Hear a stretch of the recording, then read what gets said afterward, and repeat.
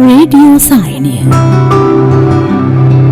ශ්‍රී ලංකා රජරට විශ්වවිද්‍යාලයේ වෛද්‍ය පීඨයේ ප්‍රජා වෛද්‍ය අධ්‍යනාංශය සහ රජරට සේවය එක්ව ඔබ වෙත ගෙනෙන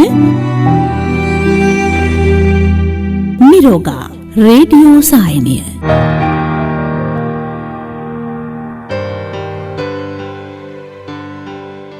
ආයිපුවන් සුබ සන්ධ්‍යාවක් හැම දිනාටම. සුපුරුදු විදිහට අද දවසේත් විවේකී ශනිදාවේ අපි ආවා පුරා අඩහෝරාවක ගුවන් කාලයක් ඔබත් එක්ක නැදෙන්නට 107.3 රජරට ගුවන් විදුලිය ඔස්සේ. සුපුරුදු තේමා හඬින් ඔබ හඳුනා ගන්නට ඇති නිරෝගා රේඩියෝ සායනය අරගෙන අපි ඔබ හමුවන්නට පැමිණි වග.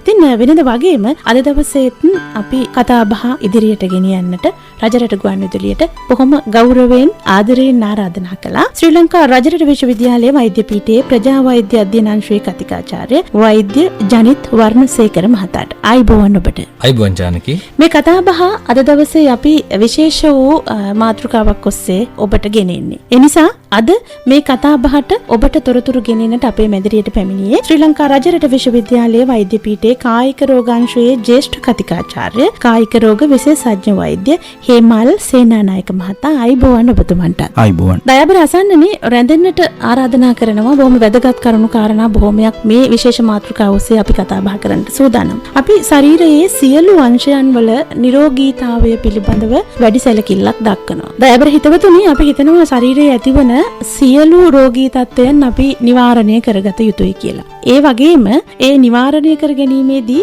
සුළු ආබාධ ඒ වගේම බරපතල රෝගාබාධ විදිහට අපි විවිධ විදිහට වර්ග කරනවා. ඒ අතරේ ඔබට දැනෙන්නට පුළුවන් ඔබට දැනෙන සියලු පොඩි ලොකු කියන ભેදයකින් තොරව රෝගාබාධ වැළඳුනාට පස්සේ කොච්චර අමාරුද ශරීරයට කියලා. ඒ කියන්නේ අපි හැම වෙලාවෙම සියලු අංශයන් වල නිරෝගීකම පිළිබඳව වැඩියෙන් හිතනවා සහ කටයුතු කරනවා. ඒ නිසා අද දවසේ විශේෂ මාතෘකාව විදිහට අපි තෝරාගත්තේ අංශභාගය එහෙම නැත්නම් ආඝාතය කියන මාතෘකාව. ඒ නිසා මා කැමතියි වෛද්‍යතුමනි ඔබට යොමු කරන්නට ඉදිරියට මේ කතා බහ කරගෙන යන ලෙස. ජානකි ඔබ සුපුරුදු පරිදි මේ වැඩසටහනට මනරම් ආරම්භයක් ලබා දෙනවා. ඒ හරි සෞන්දර්යාත්මකයි. මේ වෛද්‍ය සාකච්ඡාවලදී අපි නිතරම කතා කරන්නේ ජීවිතේ කර්කශ බව. අපි මැරෙන්න පුළුවන් විදි ගැන, රෝගී වෙන්න පුළුවන් විදි ගැන. ඉතින් මේ වගේ වෛද්‍ය සාකච්ඡාවක් ඉදිරියට කරගෙන යද්දී මුල සිට අග දක්වාම මේ වගේ සෞන්දර්යාත්මක පැතිකඩක් තියාගෙන යන එක ඉතාමත්ම වැදගත්. කතරම් මනරම් ආරම්භයක් වුණත් අද අපි කතා කරන්න යන්නේ තරම් මනරම් දෙයක් ගැන නෙමෙයි. ඔබ අහුවොත් මගෙන් වෛද්‍යවරයෙක් විදිහට ડોක්ටර් මොකද්ද අකමැතිම ලෙඩේ ඔයාට හැදෙනවා නම් කියලා. ඒකට එක උත්තරයක් තමයි මේ ලෙඩේ. ආඝාතය නැත්නම් අංශභාග තත්ත්වය. මේ සඳහා කතා කරන්නට උතුරු මැද පළාතේ පමණක් නෙමෙයි අපි ලංකාවෙම ගත්තත් මේ සඳහා ඉතාමත්ම සුදුසුම පුද්ගලයෙක් විදිහට අපිට හඳුන්වන්න පුළුවන් විශේෂඥ වෛද්‍ය හේමල් සේනානායක මහතා තමයි අපි සමග අද එකතු වෙන්නේ. වෛද්‍යතුමනි මම මුලින්ම අහන්න කැමති අපේ අසන්නන්ට ඉතාමත්ම වැදගත් දෙයක් තමයි මේ ආඝාත තත්ත්වය අපි දකින්නේ අතක් පණ නැති වෙනවා කකුලක් පණ නැති වෙනවා නැත්නම් මේ ඇඟේ බාහිර කොටසක සිදුවන දෙයක් විදිහට. ඔබට පුළුවන් පැහැදිලි කරන්නට හරියටම මොකද්ද මේ අංශභාගය නැත්නම් ආඝාතය කියලා අපි කියන්නේ. ඔව් ජනිත්. ඇත්තටම අංශභාගය එහෙමත් නැත්නම් ආඝාතය එහෙමත් නැත්නම් අපි කියනවා මේ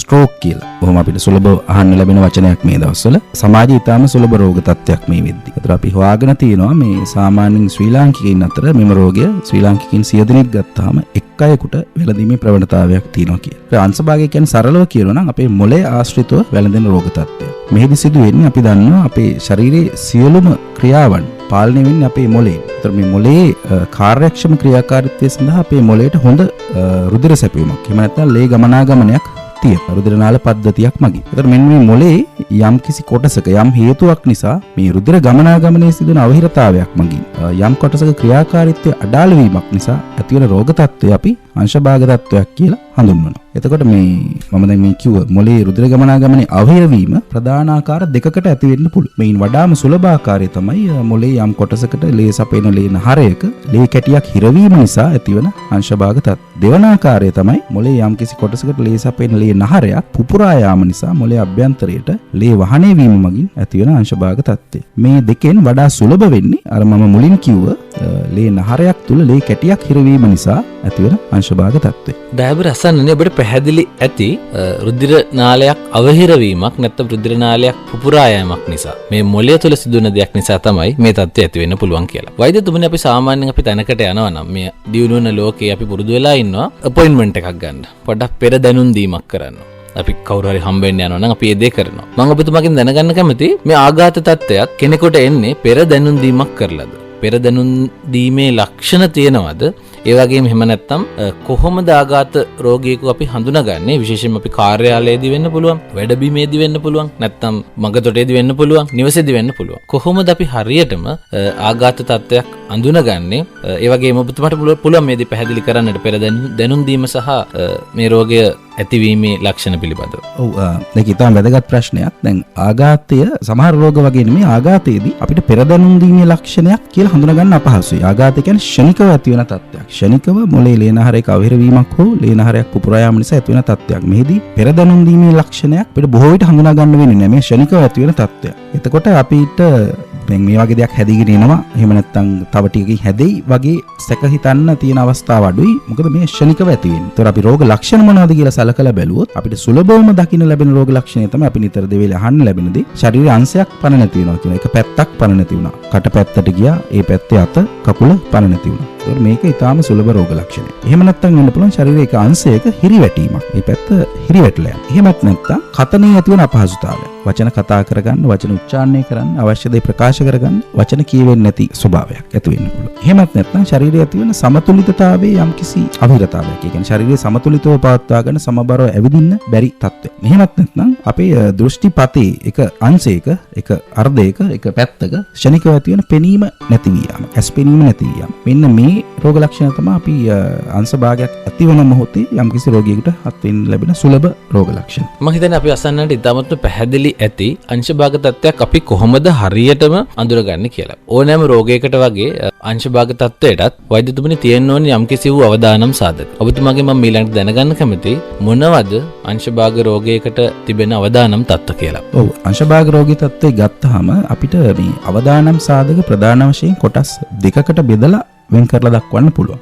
පළවෙනි එක තමයි අපිට වෙනස් කළ හැකි සාධක. දෙවෙනි එක තමයි වෙනස් කළ නොහැකි සාධක. දැන් මේ වෙනස් කළ නොහැකි සාධක ගැන කියනවනම් මේවා අපිට නිරන්තරයෙන් අපි එක්ක තියෙන දේවල් අපිට වෙනස් කිරීමක් කරන්න බෑ. අපි අපේ එදිනදා ජීවිතේදී අපි මේ සාධක වලට මුහුණ දෙනවා. උදාහරණයක් විදිහට අපේ වයස. අපි වයස්ගත වෙන්න අපේ අංශභාගයේ වැළඳීමට තියෙන ප්‍රවණතාවය වැඩි. ඒකෝර ඒක අපිට වෙනස් කරන්න බෑ. අපි කොහොමත් වයසට යනවා. ඊළඟට අපේ ස්ත්‍රී පුරුෂ භාවය. ඒකෝර මෙහිදීත් අපේ ස්ත්‍රී පුරුෂ භාවය අපිට වෙනස් කරන්න බෑ. පුරුෂයින් සාමාන්‍යයෙන් අංශභාගයේ වැළඳීමේ ප්‍රවණතාවයේ වශයෙන් ගත්තාම දෙගුණයක් ස්ත්‍රීන්ට වඩා අවදානම් වැඩි අංශභාගයේ වැළඳීම. ඊළඟට අපේ ජානමය පසුබිම. උදාහරණයකට අපේ පරම්පරා ඉතිහාසයේ පවුලේ අංශභාගයේ හැදිච්ච කවුරු හරි ඉන්නවා. අපේ අම්මා තාත්තා වෙන්න පුළුවන්, සීයා ආච්චි වෙන්න පුළුවන්, සහෝදර සහෝදරියෝ වෙන්න පුළුවන්. ඒ වගේ අපිට ජානමය බලපෑමක් තියෙනවා නම් අංශභාගයේ වැළඳීමේ වැඩි ප්‍රවණතාවයක් ජානමය බලපෑමක් වගින් තියෙනවා. ඒකත් අපිට වෙනස් කරන්න බෑ. ඒතකොට මෙන්න මේ කියන සාධක වෙනස් කළ නොහැකි සාධක. නමුත් අපිට වඩා වැදගත් වෙන්නේ අවධානය යොමු කරන්න වෙනස් කළ හැකි සාධක. මෙන්න මේ වෙනස් කළ හැකි සාධක වෙනස් කර ගැනීම මගින් අපිට එකක් අංශභාගයේ වැළඳීමේ ප්‍රවණතාවය අඩු කරගන්න පුළුවන්. ඒතකොට මොනවාද මේ වෙනස් කළ හැකි සාධක? ප්‍රධාන වශයෙන්ම එකක් තමයි අදිරුදිර පීඩනය. අපිට අදිරුදිර පීඩනය තියෙනවා නම් අංශභාගයේ වැළඳීමේ අවදානම් වැඩි. ඊළඟට දියවැඩියා රෝග තත්ත්වය. ඊළඟට දුම්පානය. ඊළඟට රුධිරයේ අධික කොලෙස්ටරෝල් මට්ටම, තරබාරු බව, ව්‍යායාම මදිකම. එතකොට හෘද ස්පන්දනය ඇති යම්කිසි අක්‍රමිකතා. ඒ වගේම වෙනත් හෘද රෝග සහ ලේ කැට ගැසීමේ ඇති අස්වාභාවිකතා. අධික මත්පැන් පානය. මෙන්න මේ කියන කරුණු කාරණා සලකනවා අපිට වෙනස් කළ හැකි සාධක වශයෙන්. වෛද්‍යතුමනි ඔබ සඳහන් කරනවා විශේෂයෙන්ම දැන් මේ ස්ත්‍රී පුරුෂ භාවය අනුව මේ රෝගී තත්ත්වයේ වෙනසක් දකින්නවා කියලා. කොහොමද මේකේ බලපෑම? මෙහෙම වෙන්නේ ඇයි? ඒ කියන්නේ පිරිමි පාර්ශවයට වැඩි ප්‍රවණතාවයක් තියෙනවා කියන ස්ත්‍රීන්ට අඩුයි කියලා කියන කොහොමද මෙහෙම වෙන්නේ? ඒක ඇත්තටම හරියටම නිශ්චිත උත්තරයක් අපිට දෙන්න අමාරුයි. නමුත් ඒකට විවිධ හේතු බලපාන. එකක් තමයි පුරුෂයන්ගේ අපි ගත්තොත් අවදානම් චර්යාවන් වැඩි ස්ත්‍රීන්ට වඩා. උදාහරණයක් විදිහට පුරුෂයන් වැඩි දිනක් මත්පැන් පානය කරන වෙන්න පුළුවන්, දුම් පානය කරන වෙන්න පුළුවන්. ඒ වගේ කරුණු කාරණා බලපාන්න පුළුවන්. මීට අමතරව ජානමය වශයෙන් සහ හෝමෝන් මේ බලපෑම, පුරුෂයන්ගේ තියෙන හෝමෝන ටෙස්ටොස්ටෙරෝන් හෝමෝන මේ වගේ ඒ සමහර හෝමෝන වල බලපෑමත් අදාළ වෙනවා මේ අංශභාග රෝග තත්ත්වයේ ඇතිවීමේදී. ඉතින් හරියටම නිශ්චිත හේතුවක් කියන්න බෑ. නමුත් හොයාගෙන තියෙනවා පුරුෂයන්ට ඇති අවදානම් වැඩි ස්ත්‍රීන්ට වඩා මෙම රෝගය වැළඳීමට. ඒකම දැන් ඔබ සඳහන් කරනවා මූලික සාධක කොටස් දෙකක් යටතේ බෙදීමේදී මේ වයස්ගත වීම එක සාධකයක් කියලා. එතනදී දැන් අපි අහලා තියෙනවා දැන් වයස්ගත වෙන්න කලින් මේ රෝගී තත්ත්වය ඇති වුණු අවස්ථා සමාජය තුළ. දැන් එහෙම කොහොමද වෙන්නේ? ඔව් සමහර අවස්ථාවලදී අපි කියන ඒගොල්ලන්ට තරුණ වයසින් අංශභාගය ඇති වෙනයි කියලා, young stroke කියලා කියනවා. එවැනි අවස්ථාවල ඒ වගේ අඩු වයසින් අංශභාගය වැළඳින්න බලපාන අයට විවිධ විශේෂ වූ හේතු කාරණා තියෙනවා. අපි කියමු උදාහරණයක් විදිහට හෘද වස්තු ඇති වෙන යම්කිසි අක්‍රමිකතාවයක්. එහෙම නැත්නම් හෘද ස්පන්දනයේ අක්‍රමිකතාවයක්. එහෙම නැත්නම් ලේවල යම්කිසි සිදුවන ලේ කැටි ගැසීමේ වෙනස්කම් නිසා මෙන්න මේ වගේ තරුණ වයසෙන් අංශභාගය ඇති වෙන ගොඩක් අයට ඒ සඳහා බලපාන විශේෂී වූ හේතු කාරණා තියෙනවා. ඉතින් නමුත් මම ප්‍රකාශ කරේ සාමාන්‍යයෙන් වයස්ගත වෙන්න ස්වාභාවිකවම යම් කෙනෙකුට අංශභාගය වැළඳීමේ ප්‍රවණතාවය වැඩි. යානකි ඔබ හොඳ තැනකට මේ කතිකාව ගෙන එනවා. මොකද පිරිමි අයට මේ රෝගය හැදීමේ සම්භාවිතාව වැඩි. ඒ වගේම වයස්ගත වෙන විට මේ සම්භාවිතාව වැඩි. අපි මේ ගැන කතා කරනකොට අපි තවත් එක් කරුණක් මම මේකට එකතු කරන්නට කැමතියි. ඔබට අවුරුදු 65ට වැඩි නම් පිරිමි කෙනෙකුට මේ අවදානම 6 ගුණයකින් වැඩි වෙනවා. කාන්තාවකට වැඩි වෙන්නේ 2 ගුණයකින්. වෛද්‍යතුමනි මම දැනගන්න කැමතියි. දැන් අවදානම් සාධකයක් තියෙනවා. මේ රෝග ලක්ෂණත් පහළ වුණා. ඉන්නේ ගෙදර. නැත්තම් පාරේ රෝහලක් ආසන්නයේ නෙමෙයි. මොකද්ද අපි හරියටම ඊළඟට කරන්න ඕනේ? අපි අසන්නට ඉතාමත්ම වැදගත් වෙයි මේ කරන්න ඕනි දේ දැනගන්න. දැන් පළවෙනි දේ තමයි මේ අපි මුලින් සඳහන් කරපු රෝග ලක්ෂණ එකක් හෝ කීපයක් ඇති වුණොත් වහාම සැක කරන්න ඕනේ මේක මේ අංශභාග තත්වයක් වෙන්න පුළුවන් දැන් මේ හැදිලා තියෙන්නේ කියලා. එතකොට වැදගත්ම දේ තමයි අපි වහාම මේක හඳුනාගත්ත ගමන්ම හැකියක්මනින් වෛද්‍ය ප්‍රතිකාර වෙත යොමු විය යුතුයි. මෙහිදී මේකට වැදගත් දේ තමයි අපි ප්‍රමාද වෙන තරමට අපේ මොළයට ඇතිවන හානිය වැඩි. පරීක්ෂණ මගින් සොයාගෙන තමයි අපි මොළයට අංශභාග තත්වයක් වැළඳුනහම සෑම තප්පරයකම ස්නායු සෛල 32000ක් මිය යනවා කියලා. සෑම තප්පරයකම. එතකොට ඔබට ගණන් බලන්න පුළුවන් මිනිත්තුවකට පැයකට කොපමණ මොළයේ ස්නායු සෛල ප්‍රමාණයක් මරණයටපත් වෙනවද. ඒතර අපි යෝජනා කරන්නේ හැම වෙලෙම මෙවැනි රෝග තත්ත්වයක් ඇති වුණොත් වහාම හැකියක්මනින් ළඟම තියෙන රෝහල වෙත යොමු වෙන්න කියලා. මොකද එතකොට එදම රෝහලේ ඉන්න වෛද්‍යවරුන් වහාම අවශ්‍ය පරීක්ෂණ කටයුතු කරලා මේ සඳහා ප්‍රතිකාර කර හැකි ස්ථානයක් වෙත රෝගියාව හැකියක්මනින් යොමු කරනවා. ඒක නිසා ප්‍රමාද නොවි හැකියක්මනින් දැනගත් වහාම ළඟම තියෙන රජයේ රෝහල වෙත යොමු වෙන්න කියන එක තමයි සඳහන් කරන්න ඕනේ. ඒ වගේම මේ අවස්ථාවේ රෝගියාට කටින් මොනවත් බොන්න දෙන්න, ඒ වගේ හදිසි ප්‍රතිකාර දෙන්න, ඒ වගේ දේවල් කිසිසේත්ම නොකළ යුතුයි. මොකද අංශභාගයක් වැළඳුනහම සමහර අවස්ථා අපි ගිලීමේ හැකියාව අඩපණ වෙනවා. එතකොට අපි කටින් මොන හරි දෙන්න ගියොත් මේවා පෙනහල්ලට ගිහිල්ලා රෝගියා මරණයටපත් වෙනවා පවා අවස්ථාවක් තියෙනවා. වෛද්‍යතුමනි අපි දන්න විදිහට අංශභාග රෝගියෙක් කියලා හිතන කෙනෙක් අපිට සමාජය තුළ මොන ගැවුණත් හදිසි අපේ නිවසේ වෙන්න පුළුවන් අසල්වාසියෙක් එහෙම නැත්නම් අපි වැඩ කරන ආයතනයක කෙනෙක් ක්ෂණිකව මේ රෝගී තත්ත්වය ඇති වුනහම අපි අහලා තියෙන්නේ මේ මනින්ම අරගෙන යන්න රෝහලට. දැන් මෙතනදී මේ කාලය පිළිබඳ තීරණය කරන්නට විශේෂ හේතුවක් තියෙනවද? දැන් අපි ළඟම තියෙන රෝහලට අරගෙන යන්නද නැත්නම් ටික වෙලාවක් මේ රෝගියා ගෙදර තියාගෙන ඉඳලා ඊට පස්සේ අරගෙන යන්නද? දැන් මේ තත්ත්වය කොහොමද ඔබතුමා පැහැදිලි කරන්නේ? මේ ඉක්මනටම කියන කාරණේට විශේෂ හේතුවක් තියෙනවද? ඔව් අර මම මුලින් සඳහන් කරා වගේ අපි දැන් ප්‍රමාද වෙන හැම මොහොතකම හැම තප්පරයකම මිනිත්තුවකම අපේ මොළයේ සෛල මිය යමින් පවතිනවා. එතකොට ඒ අවශ්‍ය ප්‍රතිකාර ඉක්මනින් ලබා දීම සඳහා රෝගියා වහාම ඒ අවශ්‍ය වෛද්‍ය ප්‍රතිකාර වෙත යොමු කර යුතුයි. ඒක අපි ප්‍රමාද විය සුදුසු නැත්තේ. එතකොට අපි දැන් අපි හිතමු යම් අයෙකුට අංශභාග රෝග තත්ත්වයක් වැළඳුණයි සැක කරනවා නම් ජනතාව දැනුවත් වෙලා ඉන්නවා මේ රෝගයට විශේෂ ප්‍රතිකාර ලබා දී හැකි රෝහල් මොනවද කියලා. අංශභාගයේ සුව කිරීමේ ප්‍රතිකාර. එතකොට අනුරාධපුර දිස්ත්‍රික්කයේ ගත්තොත් අපි අනුරාධපුර ශික්ෂණ රෝහල තමයි අංශභාග රෝගී සඳහා ප්‍රධාන ප්‍රතිකාර ලබා දෙන ස්ථානය. නමුත් මෙතෙන්ට එන අපහසුතාවයක් තියෙනවා ශනිකව. තමන්ගේ ළඟම රෝහලට ගියාම එතන ඉන්න වෛද්‍යවරු ගිලන් රථයක ආධාරයෙන් හෝ ඉක්මනින් ඔබ අනුරාධපුර රෝහල වෙත යොමු කරනවා. නමුත් ඊට වඩා ඉක්මනින් ඔබට අනුරාධපුර ශික්ෂණ රෝහල වෙත පැමිණීමේ හැකියාවක් තියෙනවා කියලා හිතනවා නම් ඒ ක්ෂණයකින්ම අනුරාධපුර ශික්ෂණ රෝහල වෙත පැමිණීම තමයි වඩා සුදුසු. දැන් මේ ක්ෂණයකින් කියලා කිව්වම සමහර වෙලාවට අපි අහලා තියෙනවා කාලය පිළිබඳ තීරණ පැය දෙකකට කලින් අරගෙන යන්න ඕන නැත්නම් පැය භාගයකට කලින් මේ සමාජය තුළ තියෙන මේ කතිකාවට මොකද ඔබතුමාගේ පිළිතුර වෙන්නේ? ඔව් අපි කියන්නේ හැකි ඉක්මනින් කියලා. මොකද මේ දැන් අර මම ඉස්සෙල්ලා කිව්වා වගේ අංශභාග රෝගය වැළඳීමේ ක්‍රම දෙකක් තියෙනවා. ලේ කැටියක් හිරවීමෙන් හෝ ලේ නහරයක් පුපුරා යාමෙන්. මෙහිදී මේ ලේ කැටියක් හිරවීමෙන් ඇතිවන අංශභාගය තමයි 80%ක් අවස්ථාවල අපිට දක්නට ලැබෙන්නේ. 20%ක් අවස්ථාවල ලේ නහරයක් පුපුරා යාමේ අංශභාගය. ඒතකොට විශේෂයෙන්ම මේ ලේ කැටියක් හිරවීමෙන් ඇතිවන අංශභාගය සුව කිරීමට ප්‍රතිකාර දැන් තියෙනවා. මේ අනුරාධපුර ශික්ෂණ රෝහලෙත් මේ ප්‍රතිකාර තියෙනවා. මේ ලේ කැටිය දිය කිරීම මගින් අපිට අංශභාගය සුව කරන්න පුළුවන්. ඒ අංශභාග රෝග තත්. ඒතකොට මේ ප්‍රතිකාරය ලබා දීම සඳහා රෝගියා හැකි ඉක්මනින් රෝහල වෙත එන්න ඕනේ. අපිට මේ පැය 4:00මාරක් ඉක්මවුවට පස්සේ මේ ප්‍රතිකාරය අපිට ලබා දෙන්න බෑ. ඒතකොට පැය 4:00මාරක් ඉක්ම යාමට මත්තෙන් රෝගියා රෝහල වෙත ගෙන ආ යුතුයි. නමුත් මෙහිදී අපි පැය 4:00මාරක් තියනවනේ කියලා ප්‍රමාද වෙන්න හොඳ නෑ. කලින් එන තරමට වඩා හොඳ ප්‍රතිඵල ලබා ගන්න පුළුවන්. ඒ කියන්නේ අපි කියන්නේ හැකි ඉක්මනින් රෝහල වෙත පැමිණීම. බයබර අසන්නනේ බොහොම හොඳට පැහැදිලි වෙන්නට ඇති මේ කියන කාරණය. කාලය පිළිබඳව අපි කතා බහ කළාට හැකි ඉක්මනින් කියලා කියන්නේ ඔබට පුළුවන් එසැනින් මේ රෝගීන් රෝහල කරා රැගෙන ආ යුතුයි කියලා සඳහන් කරන්නේ. වෛද්‍යතුමනි දැන් මේ රෝගීන් රැගෙනීමේදී දැන් අනුරාධපුර නගර සීමාව අවට ඉන්න අයට නම් ගිලන් රථ පහසුකම් තියෙනවා. අපි කියමු අනුරාධපුර නගරයට පිවිසෙනට අති දුෂ්කර ගම්මාන තියෙනවා. ඒ අයට ගිලන් රථ පහසුකමක් නැත්නම් මෙවැනි රෝගීන් ප්‍රවාහනයේදී විශේෂ ක්‍රමවේදයක් තියනවාද?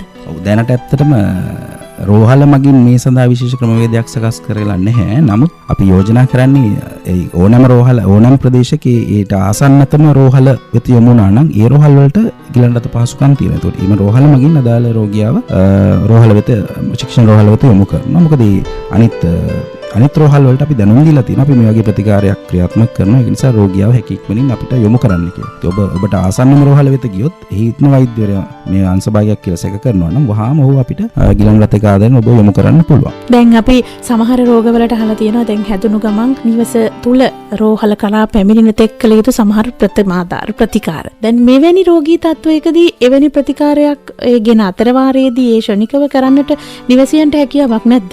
නැහැ. ඇත්තටම මෙතෙන්දී අපි හදිසි ප්‍රතිකාරයක් කියලා විශේෂයෙන් කළ යුතු දෙයක් නැහැ. වැදගත්ම දේ තමයි ආරක්ෂිතව රෝගියා හැකි ඉක්මනින් රෝහලක් වෙත ගෙනීම. අපිට අවශ්‍ය නම් රෝගියාට කෙලින් ඉන්න අපහසු නම් වාඩි වෙලා ඉන්න අපහසු නම් රෝගියා වම් ඇලයට තබාගෙන දිගා කරගෙන ඒ හැකි ඉක්මනින් රෝහලක් වෙත ගේන්න කියලා තමයි අපි යෝජනා කරන්නේ. මම හිතන්නේ අපි බොහෝ දේවල් කතා කරා මේ අංශභාග රෝගී තත් මූලික අවස්ථාව අපි හඳුනාගන්නේ කොහොමද අපි ලබා දිය යුතු ප්‍රථමාධාර විශේෂයෙන් ප්‍රථමාධාරයක් නොමැති බව මේ කියන කාරණා සම්බන්ධයෙන් බොහෝ අපිට අසන්නන් තියෙනවා. ඔබතුමා සඳහන් කරා 100ට 1ක් නැත්නම් 1000කට 10 දෙනෙකුට මේ රෝගය තියෙන. ඒ කියන්නේ ඉතාමත්ම සුලභ තත්ත්වයක් මේ තත්ත්වය. ඒතර මෙහෙම බැලුවම අපේ බොහෝ අසන්නන්ට තියෙනවා අත්දැකීම් පෞද්ගලික අත්දැකීම් තියෙනවා. තමන්ගේ පවුලේ නැත්නම් ළඟම ඥාතියෙකුට මේ රෝගී තත්ත්වය තියෙනවා. බොහෝ තැන්වල අපි ඒක දැකලා තියෙනවා. ඔවුන්ගේ තියෙන මතයක් තමයි ඊට පස්සේ අපේ කෙනාටත් හැදුණා. ඊට පස්සේ ඔහුට ප්‍රතිකාරයක් කර ගැනීමට නොහැකි වුණා. සෑහෙන කාලයක් ඇඳට වෙලා හිටියා. දැන් ඔබතුමා සඳහන් කරනවා මේ සඳහා වූ ප්‍රතිකාර ක්‍රමයක් තියෙනවා කියලා. මම මේ ප්‍රශ්නේ විශේෂයෙන්ම අහන්නේ ඔබ ඉතාමත්ම අනගිබවනීය සේවයක් කළා ප්‍රතිකාර ක්‍රම අනුරාධපුර ශික්ෂණ රෝහලේ ස්ථාපිත කිරීම සඳහා. ඔබතුමා සඳහන් කරන්න පුළුවන් ද අපේ අසන්නන් මොකද වෙනදාට වැඩිය අපේ අසන්නන් බොහෝ කැමති සමහර විට තොරතුරු ලබා දීමට. මේ ප්‍රතිකාර ක්‍රමය තියෙනවද? ප්‍රතිකාර ක්‍රමය කොයි වගේද කියන එක ගැනත් අපි චුට්ටක් සඳහන් කළොත් ඉතාමත්ම වැදගත් වෙයි කියලා හිතනවා අපේ අසන්නන්ට. ඔව් ඒක මම හිතන්නේ දැනුවත් වෙලා ඉන්න එක ගොඩක් වැදගත්. දැන් අපි 2016 වර්ෂයේ තමයි මේ අනුරාධපුර ශික්ෂණ රෝහලේ මේ අංශභාගය සඳහා වන මේ ප්‍රතිකාර ක්‍රමය ආරම්භ කරේ. මෙහිදී විශේෂයෙන් අපි මේ ප්‍රතිකාරය ලබා දෙන අර ලේ කැටියක් හිරවීම නිසා ඇතිවන අංශභාග රෝග තත්ත්වයට. ඒක තමයි වඩා සුලභ 80ක් අවස්ථාවල අපි දකින්නේ ඒක. ඒතකොට යම්කිසි රෝගීක අංශභාග රෝග තත්ත්වයක් ඇති වෙලා අනුරාධපුර ශික්ෂණ රෝහලට පැමිණුනහම අපි මුලින්ම CT ස්කෑන් පරීක්ෂණයක් ඔවුන්ගේ මොළයේ කරලා අපි වෙන් කරගන්න මේක ලේ කැටියක් හිරවීම නිසා ඇතිවෙච්ච අංශභාග තත්ත්වයක්ද එහෙම නැත්නම් ලේනහරයක් පුපුරා යාම නිසා ඇතිවෙච්ච අංශභාග තත්ත්වයක්ද කියලා. ඊළඟට අපි මේ පරීක්ෂණ වලින් තහවුරු කරගත්තයින් පස්සේ මේක ලේ කැටියක් හිරවීම නිසා ඇතිවෙන අංශභාග තත්ත්වයක් කියලා රෝගියා අර කිව්ව පැය 4:00 කාල සීමාව තුල නම් අපි ලබා දෙනවා මේ ලේ කැටිය දීම සඳහා වන ඖෂධයක්. මේක එන්නතක් වශයෙන් තමයි ලබා දෙන්නේ. මෙන්න එන්නත ලබා දීම මගින් අපි බලාපොරොත්තු වෙනවා මේ ලේ කැටිය දිය කර හැරලා මොළේ ඒ අඩාල වෙච්ච ලේ ගමන යථාර්ථයට පත් කරලා අංශභාගය සුව කරගන්න. ඉතින් මේ වුණත් අපි රෝගීන් 200කට වැඩි ගණනක් මේ ක්‍රමය මගින් සුව කරලා තියෙනවා. අංශයක් පරණ නැති වෙලා ඇවිල්ලා සම්පූර්ණයෙන්ම සුව ලබා රෝහලින් බැහැර වෙලා ගිහිල්ලා තියෙනවා. ඉතින් මේ ප්‍රතිකාරය දැනට පැය 24 පුරාම අනුරාධපුර ශික්ෂණ රෝහලේ ලබා දෙනු ලබනවා. මම හිතන්නේ අපි පසුගිය වැඩසටහන් වලදීත් කතා කළා වෛද්‍ය විද්‍යාව කෙතරම් වේගයෙන් දියුණු වෙන දෙයක්ද කියලා. ඒ සඳහා අපි කතා කළා. ඉතින් විශේෂයෙන්ම CT ස්කෑන් එක ගත්තොත් එහෙනම් මේ සඳහා ඉතාමත්ම බහුලව භාවිත වන ක්‍රමයක් කියලා වෛද්‍යතුමන් සඳහන් කරනවා. දැන් මේ සාකච්ඡාව ඉතාමත් බැරෑරුම් තැනකට එන්නට යන්නේ. බැරෑරුම් කියලා කිව්ව මම සාකච්ඡාව පටන් ගන්නකොට සඳහන් කළා මට හැදෙනවා නම් මං අකමැතිම රෝගය ආඝාතය නැත්නම් අංශභාගයක. වැරදිලා හරි වෙලාවකට රෝහලට එන්න බැරි වෙලා නැත්නම් වෙනත් හේතුවකින් සුව කරන්නට බැරි වුණා. ඔබතුමා සඳහන් කළොත් හොඳයි මේ රෝගියෙකුට මොකක්ද වෙන්නේ කොහොමද කාලය ගත වෙන්නේ කියලා. ඔව් මොකද දැන් අපි සඳහන් කළා පැය 4:00ක කාලයකින් ගේන්නට ඕන කියලා. දැන් අහගෙන ඉන්න කෙනෙක් හිතුවොත් දැන් පැය 4:00යි දැන් අවුරුදු ගානකුත් ගිහින් තියෙන්නේ. දැන් මේ රෝගී තත්ත්වය සුව කරන්න බෑ කියලා වැඩක් නැහැ කියලා හක දාලා ඉන්නවනම් මං හිතන්නේ හොඳ පිළිතුරක් වේවි මේ පිළිතුර. ඔව් දැන් අපි හැම වෙලෙම කියන්නේ හැදුණු වහාම මේ රෝග ලක්ෂණ ඇතුව වහාම ගේන්න කියලා. මොකද ඒකට අපිට අර නිශ්චිත ප්‍රතිකාරයක් දීලා ක්ෂණික වේග සුව කිරීමේ හැකියාවක් තියෙනවා. නමුත් අපි මේ ප්‍රතිකාර ලබා දෙන සියලු දෙනා 100%ක් සුව වෙන්නේ යම් ප්‍රතිශතයක් නිට්ටාවටම සුව වෙනවා. ඒ අවස්ථාවේ යම් ප්‍රතිශතයක් වෙන්න තිබුණු මට්ටමට වඩා යම් මට්ටමකට සුව වීමකට ලක් වෙනවා. නමුත් අපි හිතමු පැය 4:00 ඉක්ම ගියත් අපි හැම වෙලෙම කියන්නේ හැකි ඉක්මනින් රෝගියා රෝහල වෙත ගෙනෙන්න කියලා. මොකද තවත් අපිට ලබා දිය හැකි ප්‍රතිකාර තියෙනවා මේ අවස්ථාවේ. මොකද අපි හිතමු මොලේ නහරයක් පුපුරලා තිච්ච අංශභාග තත්ත්වයක් නෑ. ඔහුගේ රුධිර පීඩනය පාලනය කරන්න ඕනේ. ඊළඟට ඔහුගේ ගිලීම පරීක්ෂා කරලා බලේ සම්බන්ධ ප්‍රතිකාර කරනවා. මේ වගේ තව ලේ කැටි දීමේ ප්‍රතිකාර අමතරව විවිධ ප්‍රතිකාරකම තියෙනවා අපි මේ රෝගීන්ට ප්‍රතිකාර කරනවා. ඒවා අපි ලබා දුන්නේ නැත්නම් වෙන රෝගියාගේ රෝග තත්ත්වය තව උත්සන්න වෙලා සමහර රෝගියා මරණයටපත් වෙන්න පුළුවන්. එහෙමත් නැත්නම් රෝගියා සදාකාලික ආබාධිත තත්ත්වයටපත් වෙන්න පුළුවන්. එතකොට රෝගියා රෝහල්ගත කිරීමෙන් අපි බලාපොරොත්තු වෙන්නේ මේ මරණයට පත්වීම වළක්වා ගැනීම, ඒ වගේම ආබාධිත තත්ත්වය අවම කර ගැනීම. එතකොට මේ සඳහා ඖෂධ ප්‍රතිකාර වගේම තවත් සායනික ප්‍රතිකාර, බෞද්ධ චිකිත්සා ප්‍රතිකාර, කතන ප්‍රතිකාර මේ වගේ නොයෙකුත් ප්‍රතිකාර ක්‍රම තියෙනවා. මේ ප්‍රතිකාර ක්‍රම ලබා දීම තුළ රෝගියාගේ රෝග තත්ත්වය යම් මට්ටමකට සෑහෙන මට්ටමකට අපිට පාලනය කරලා සුවහතට හරවා ගන්න හැකියාව තියෙනවා. ඉතින් අර පැය 4:00මාරක ඇතුළත දෙන්න බැරි වුණත් අයියෝ දැන් අපිට ඉන්න බැරි වුණානේ වැඩක් නැහැ ගෙදර ඉන්නවා කියලා හිතන්නේ නැතුව වහාම රෝහලට පැමිණීම අත්‍යවශ්‍යයි. මොකද අනිකුත් ප්‍රතිකාර ලබා දීම මගින් අපිට රෝගියාගේ තත්ත්වය සැලකිත මට්ටමකින් සුවහතට හරවා ගන්න හැකියාව තියෙනවා. වෛද්‍යතුමනි, මෑතකදී රජරට විශ්වවිද්‍යාලයේ ඔබ නියෝජනය කරන කායික වෛද්‍ය අංශය සහ මම නියෝජනය කරන ප්‍රජා වෛද්‍ය අංශය, ඒ වගේම ආයුර්වේද දෙපාර්තමේන්තුව එකතුව කරන ලද සමීක්ෂණයකින් හොයාගෙන තියෙනවා අනුරාධපුර දිස්ත්‍රික්කය තුළ, මගේ මතකයේ නිවැරදි නම්, ආයුර්වේද හෝ බටහිර නොවන සුව කරන්නන්, ඒ කියන්නේ යම්කිසි ප්‍රතිකාර ක්‍රම මොනවා හෝ ප්‍රතිකාර ක්‍රම ලබා දෙන අය 1000 ගණනක් ඉන්නවා කියලා. දැන් අදගත් දෙයක් තියෙනවා. අපි බොහෝ විට අහලා තියෙනවා තමයි අපි ස්පිරිතාලයට ගියාට හරි ගියේ නෑ. හැබැයි අහවල් වෛද්‍ය මහත්තයා තෙල් බෙහෙත් කරලා මේක සනීප කරා කියන එක. මං හිතන්නේ මේ අවස්ථාවේදී වැදගත් වෙයි මෙහිදී මොකද්ද වෙන්නේ කියලා වෛද්‍ය විද්‍යාත්මක පැහැදිලි කිරීම ඔබතුමා අපේ අසන්නන්ට ලබා දෙනවා.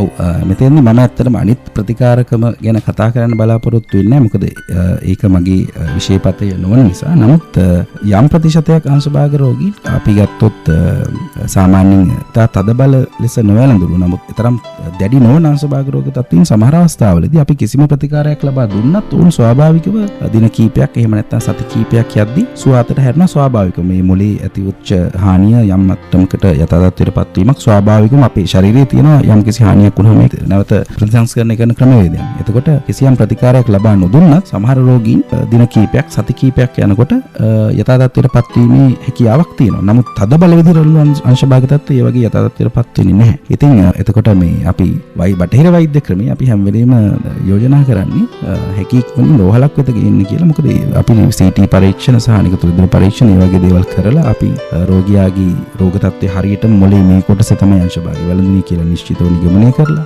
ඊළඟට ඒක වැළඳෙන්න බලපාන හේතු සාධක හොයාගෙන ඒවා පාලනය කරලා අනිකුත් ප්‍රතිකාර ක්‍රම මගින් අපි කියන්නේ කතන ප්‍රතිකාර, බෞද්ධ චිකිත්සක ප්‍රතිකාර මේ වගේ දේවල් මගින් රෝගියාව හැම විටම අපි සුව කරන්න හැකියාව අපිට තියෙනවා. ඔබතුමා සඳහන් කරනවා මේ වැඩසටහන පටන් ගන්නකොටම මේ සඳහා වෙන අවදානම් සාධක, දුම්බීම, මත්පැන් පානය කිරීම ආදී වූ විවිධ වූ දේවල්. දැන් ඊටමත් වැදගත් තැනක් තමයි අපි කැමති මේ රෝගේ හැදෙන්නේ නැතුව අපිට වළක්වා ගන්නට තියෙනවා නම්. ඔබතුමාගෙන් මම අහන්න කැමතියි කොහොමද අපි ආඝාත තත්ත්වයක්, අංශභාග තත්ත්වයක් වළක්වා ගන්නේ රෝගය හැදීමට පෙර? මොන වගේ දේවල්ද අපිට කරන්නට පුළුවන්? ඔව්, ඒක ඊටාම වැදගත් කාරණයක්. දැන් අපි මේ හැම වෙලෙම කියන්නේ මේ වගේ දරුණු රෝගාබාධ හැම වෙලෙම වළක්වා ගැනීම ප්‍රතිකාර කිරීමට වඩා ඉතාම වැදගත්. හැදෙනකන් ඉඳලා ප්‍රතිකාර කරනට වඩා රෝගය වළක්වා ගැනීම ඉතාම වැදගත්. මොකද වැළඳුනාට පස්සේ ප්‍රතිකාර මගින් රෝගියා තත්ත්වයටපත් වෙන්නත් පුළුවන්, නොවෙන්නත් පුළුවන්. ඉතින් ඒක විශේෂයෙන් අංශභාග වගේ රෝගයක් ගත්තාම රෝගයට හරිය විදිහට ප්‍රතිකාර කරේ නැතිනම් රෝගියා මරණයටපත් වීම හෝ සදාකාලික දුබලතාවයට පත්වීමේ ප්‍රවණතාවය ඉතාම වැඩි. ජීවිත කාලෙම ආබාධිතත්වයටපත් වෙලා ජීවත් වෙනවා. දැන් අපි ගොඩක් වෙලාවට අපි දකින්නේ එහෙම අංශභාග රෝගීන්. ඒකට හේතුව ඇත්තම මේ බොහෝ දිනෙකට අවශ්‍ය ප්‍රතිකාර නොලැබී යාම නිසා තමයි මේ වගේ තත්ත්වයක් උද්ගත වෙලා තියෙන්නේ. ඉතින් වැදගත් දේ තමයි මේ වගේ තත්ත්වයටපත් නොවි මේ රෝගේ වළක්වා ගන්න පුළුවන් නම් ඒක තමයි වඩාත්ම හොඳ දේ. අපිට නිරෝගීව ඉන්න පුළුවන්. එතකොට මම විශේෂයෙන් අර මුලින් සඳහන් කරපු අවදානම්කාරී සාධක ඉතාම වැදගත් වෙනවා මෙතෙන්දී අපි සලකා බලන එක. අතිරුධිර පීඩනය, දුම්පානය, මත්පැන් පානය, දියවැඩියාව, ලේවල අධික කොලෙස්ටරෝල් මට්ටම, ඊළඟ ව්‍යායාම මදකම මේ වගේ අර මම ඉහත සඳහන් කර අපිට වෙනස් කළ හැකි සාධක අපි උපරිමයෙන් ඒවා පාලනය කරගත යුතුයි. සෞඛ්‍ය සම්පන්න ජීවන රටාවකට පුරුදු විය යුතුයි. එතකොට අපි හිතමු අතිරුධිර පීඩනය වැඩි නම් මේකට අවශ්‍ය ඖෂධ නිසි ආකාරයෙන් අරගෙන වෛද්‍ය ප්‍රතිකාර අරගෙන උදර පීඩනය පාලනය කරගත යුතුයි. දියවැඩියා රෝගී තියෙනවා නම් උදරගත සීනි මට්ටම ප්‍රශස්ත මට්ටමේ පවත්වා ගත යුතුයි. ව්‍යායාම, ආහාර පාලනය, නිරෝගී ආහාර රටා, මානසික සෞඛ්‍ය, ඒ වගේම තරබාරුකම පාලනය කර ගැනීම, ලේවල කොලෙස්ටරෝල් මට්ටම අදාළ ඖෂධ මගින් පාලනය කර ගැනීම, මේ වගේ ඊළඟ මත්පැන් පානය සීමා කරන්න ඕනේ. අධික ලෙස මත්පැන් පානය. එතකොට මේ වගේ අවදානම්කාරී සාධක අපි සියල්ලම නිසියවරින් පාලනය කර ගැනීම මගින් අපිට අංශභාගයේ වැළඳීමේ ප්‍රවණතාවය ඉතාම සැලකිලි මට්ටමින් අඩු කර ගන්න පුළුවන්. ඉතින් මේක ඉතාම වැදගත්. ඒ වගේම මේ ඉහත සඳහන් කර රෝග තත්ත්ව වලට ගන්න ඖෂධ නිසි ආකාරයෙන් ගත යුතුයි. කිසිම වෙලාවක ඒ ඖෂධ නවත්තන්න නැතුව නිසි ආකාරයෙන් වෛද්‍ය උපදෙස් අනුව ගත යුතුයි. ඒ වගේම තමයි අංශභාගයේ වැළඳුණු කෙනෙකුට නැවත අංශභාගයේ වැළඳීමේ ප්‍රවණතාවය ඉතාමත් වැඩි. එතකොට අංශභාගයේ වැළඳුණුවයි පළවෙනිතාව සුව වෙන්න පුළුවන්. දැන් මට හොඳයිනේ කියලා මේ අංශභාගය නැවත වැළඳීම වැළැක්වීම සඳහා අපි ලබා දෙන ඖෂධ නතර කරොත් එයාට ඒවට දැඩි අවධානමක් තියෙන නැවත වරක් අංශභාග තත්ත්වයක් වෙලඳින්දා ජීවිතයට ලොකු බලපෑමක් එල්ල වෙනවා. ඉතින් ඒක නිසා මේ ඖෂධ කිසිම අවස්ථාවක නතර නොකර යුතුයි. වෛද්‍ය උපදෙස් මත ඖෂධ භාවිතා කළ යුතුයි. අපිට නොදැනීම වුණත් ඊටමත් වටිනා කතා බහක් අපි මේ අඩහෝරාවක කාලය තුල සිදු කළා කියලා මම හිතනවා. විශේෂඥ වෛද්‍යතුමන් සඳහන් කරන විදිහට අපි කතා කළා මොකක්ද මේ ආඝාත තත්ත්වය? කොහොමද අපි ඒක හඳුනාගන්නේ? හැකි ඉක්මනින් රෝහලකට අරගෙන යන්නට. ඒ වගේම අපේ අසන්නට වැදගත්ම පණිවිඩය තමයි අංශභාග තත්ත්වය හැකි ඉක්මනින් රෝහල වෙත රැගෙන එනවා නම් අපිට පුළුවන් මේ සුව කරන්නටත්. ඒ වගේම තව වැදගත් පණිවිඩයක් තමයි නහරයක් පුපුරා යන තත්ත්වයක් තුලින් ඇති වෙන අංශභාගයක් නම් අපිට සුව කිරීමට එතරම් හැකියාවක් නැහැ. ඒ වගේමයි අපි කොහොමද අපේ ජීවන රටාවන් වෙනස් කිරීම තුලින් මේ රෝගේ වළක්වා ගන්න කියලා. සුන්දර විදිහට මල් පිපුණු ගහක් දකින්න අපි හරි කැමතියි. ඒ වගේම බොහොම සුන්දර ලෙස අත්තටු සලමින් පියාඹන කුරුල්ලෙක් දිහා නිල් අහසේ බලන්නත් අපි හරි කැමතියි. ඒ ඔවුන් අංග සම්පූර්ණ නිසා කුරුළු ලෝකේ. සබාදහම අංග සම්පූර්ණ වෙන්නේ ගහකොළක මල් පිපිලා පළදරපුවාම. මිනිස් ජීවිතයත් ඒ වගේමයි. ඔබ පිරිපුන් අංග සම්පූර්ණ පුද්ගලයෙක් වේ යුතුයි හැම වෙලාවෙම. ඇස කන නාසය දිව ශරීරය කියන මේ සියලු අංගයන් වලින් සමන්විත වෙන මිනිසා අතපය කියන මේ ශරීරාංගත් නිවැරදි ලෙස භාවිත කරමින් සියල්ල නිරෝගීව පවත්වා ගැනීම තමයි සාර්ථක සතුටින් මිනිස් ජීවිතයක් ගෙවනවා කියලා කියන්නේ. ඉතින් මෙතනට යන්නට තමයි නිරෝගීකම රැක ගන්නට නිරෝගා රේඩියෝ සායනෙන් අපි ඔබට අත්දැලක් වෙන්නේ. ඒ නිසා බොහෝ තොරතුරු දැනගන්නට ඇති. අපි ජීවිතය සකසාගමු. අඩුපාඩු වෙනවා නම් නිවැරදි පැවැත්ම අපි අමතක කරලා දාලා තියෙනවා නම් මේ සියල්ල ආයේ මතක් කරගෙන වැඩියෙන් නිරෝගීව සතුටින් ඉන්නට හිතන්නට කියලා අපි ආරාධනා කරනවා. සමුගන්නට සූදානම් අද දවසට ලබන සතියේ ශනිදාවේ සවස 6:30ට ඔබ හමු වන බලාපොරොත්තු ඇතිව අද දවසේ ඔබත් එක්ක බොහොම සොඳුරු ලෙස මේ කතා බහ ගෙනාවේ ශ්‍රී ලංකා රජරට විශ්වවිද්‍යාලයේ වෛද්‍ය පීඨයේ ප්‍රජා වෛද්‍ය අධ්‍යනාංශයේ කතිකාචාර්ය වෛද්‍ය ජනිත් වර්ණසේකර වෛද්‍යතුමන් බෙහෙවින් ස්තුතියි. හැමදාමත් ලෙන්ගතුව රජරට ගුවන් විදුලියයි රජරට විශ්වවිද්‍යාලයේ ප්‍රජා වෛද්‍ය ඒකකයයි එකට එකතු කරගෙන මේ කරන මෙහෙවරට. ඒ වගේමයි අපේ ආරාධනය පිළි අරගෙන මෙදිරියට පැමිණි ශ්‍රී ලංකා රජරට විශ්වවිද්‍යාලයේ වෛද්‍ය පීඨයේ කායික රෝගාංශයේ ජ්‍යෙෂ්ඨ කතිකාචාර්ය කායික රෝග විශේෂඥ වෛද්‍ය හේමල් සේනානායක වෛද්‍යතුමනි, ජනතාව වෙනුවෙන් විශාල මෙහෙවරක් කරන්නට කාලය ශ්‍රමය කැප කරන ඔබ රජරට ගුවන් විදුලියට පැමිණ මේ කළා වූ මෙහෙවරට අපි ඔබට ස්තුතිය පුද කරනවා. වගේම ජනතාව එක්ක රැඳෙන්නට තවත් නිරෝගී ජනතාවක් බිහි කරන්නට ශක්තිය ධෛර්යය ලැබෙන්න කියලා අපේ මෙදිරියේ ඉඳලා අපි අද ඔබට ප්‍රාර්ථනා කරනවා. වෙනද වගේම මේ වැඩසටහන පටිගත කරමින් මට සහාය වුණා මගේ හිතවතා මහින්දලාල් විතාන, ඒ වගේම සුරංජිත් සමීර රණසිංහ. නිරෝගා රේඩියෝ සායනෙන් ඔබට කතා කළ මම ජානකී රාජපක්ෂ. ඔබ සැමට නිරෝගීමත් හෙට දවසක් වේවා.